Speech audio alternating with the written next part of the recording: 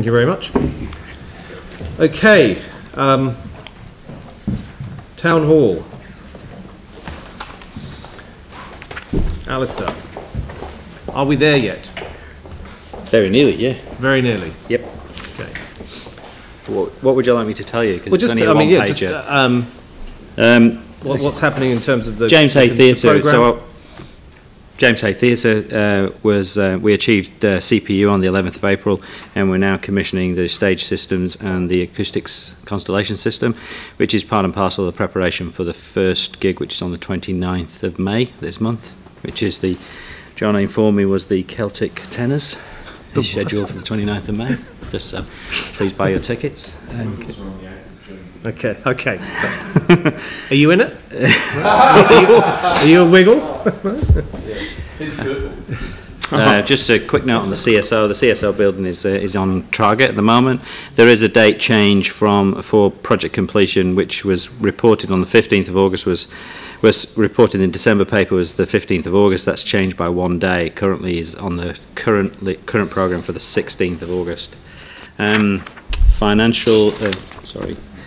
Construction programme overall is underway and is on target, and we've got no issues. We've got accepted programmes for Africa at the moment, which is really good, and we've got a really good relationship with Hawkins, and it continues to be good. The establishment programme is going really well with regards to the James Hay Theatre and readiness for that first concert, and the team's also really working quite closely with Gretchen LaRoche and the CSO team in preparations for the CSO facility and the engagement of how we bring them into that facility in the transition. Just on the financials, the total estimated final cost remains within the total budgeted allowance, and I'm not going to talk about what that number is in this environment because of the commercial sensitivity around it. But we're very much in control of that at the moment as a project team. That's good. So the James Hay, you're satisfied with where that's ended up? Yeah.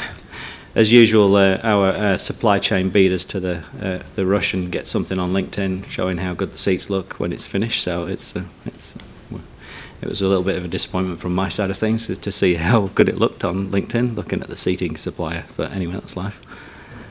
Good stuff. Okay, thanks. Any questions for anyone? Andrew? Thank you. And thank you for the report. Referring to paragraph 3.2, and this refers to the 15 million increase. The council agreed the additional funding would be allocated from within the existing capital programme and would not affect rates. Yes. Clearly, and I think I read in a previous report, that work is underway. It is, yeah. When is that expected to be reported to the committee, and are you able to make any comment on how it's going? I can't make a comment on how that's going, but I can say that there is some information in the financial papers you're going to hear about this afternoon, which is continuation from in the current agenda, and there is a note in those financial papers regarding that sum, and it's about the financial year end is when they'll confirm which projects that money is coming from the capital programme. All right, thank you. Aaron? Yeah, so I just got a couple of questions now about the facility itself. So is there any, well, firstly, now that it's open, do we do some sort of audit with users to iron out any bits and pieces that could be ironed out? And I realise that some of it's heritage, so it can't be changed, but some of it might not be heritage, and may be able to be changed. And so does that happen, like talking to the techies and the catering teams and saying, hey, how well is it working? Or do we wait a long time to do that? That'll be an operations requirement, really, so it's a V-based issue. I'd suggest it's something I can take back to Chris Wallace and ask them the question as to what surveys they carry out on the usage of the building and how the staff see the use of the building plus the public. Yeah, there was a couple of things. I was lucky enough to do a gig there last night, so got to see it firsthand, and the techies are complaining about the loading out the back over the lips on the door, because every time you take through a road case with expensive gear in it, it goes bang, bang on both sets of wheels because there's a lip. They claimed they weren't there pre-quake, so it would be interesting to know that, but I wouldn't have thought an aluminium lip on a doorway would be a heritage item. One of the other ones was on the that big round thing that sits above the stage. They've put the horns back on there, but the techie last night said those horns went in the 90s, so they weren't technically a heritage item. They're not connected anyway, but they've gone back because they were in the picture. Yep. So just bits like that, and then the other one is around the doors. So that all the front doors onto Kilmore Street, you have to hold them open or use a wedge, and they don't push open and stay open. And if you had to clear 4,500 people out of there in an emergency, that's capacity in every room, you'd either have to have all staff out there, or the doors will keep flapping back on each person. No, They're not autos. those doors are fire egress doors, so in the event of an emergency, those doors will blow open.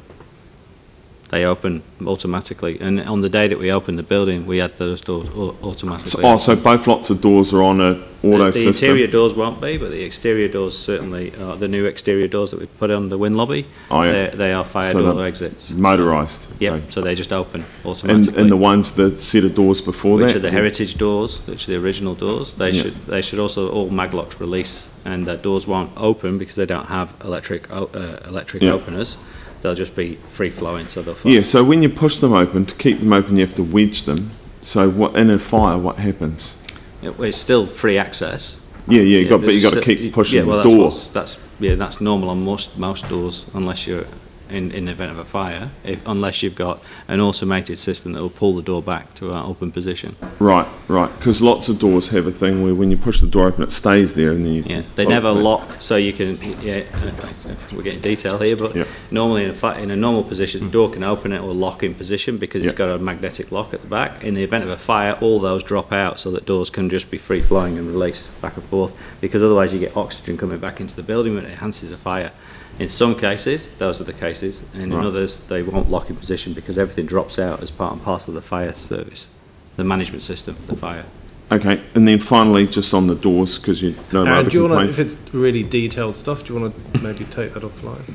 Okay. I'm writing a list, so maybe have a personal tour or something. Okay. I'm going to invite everyone to come down and go through the building in a wheelchair, the entire committee as a whole. Yep, and we're going to have a turn each, and I'm going to have a chocolate fish for whoever can get in and out at the same time as a normal person.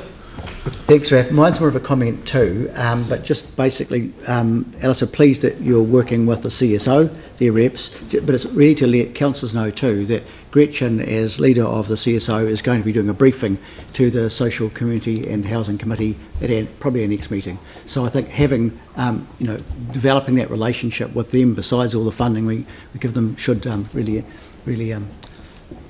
be good value. Sounds good. Vicky? Ferrier Fountain. How's that going? Oh, Ferrier, yeah. I do have an update on that. That's original. So, as you know, we had some issues with the, I can't remember the terminology, but it's basically the pipes and the way the water flows out the end. And it's part and parcel of the filtration system. So we've just received some prices back from Hawkins for some remedial work, and we've got funny recommendations coming from Stuart, our PM on site today, as to what option we would take. The intention is both options, they're very minimal cost between the two, but the issue being that they're still going to take either between 3 to 4 weeks, so within a month we'll have everything back up and running without any major problems in the future. So about a month before. Yeah, basically, yeah. Thank you so much. Yep. Thank you, Alistair. Any other questions? Okay, thanks very much for the update. I've got a motion to receive the Town Hall Project Monthly Update. I'm happy to move. Seconded Phil. Any debate? Put the motion. All in favour say aye. Aye. Against, that's carried.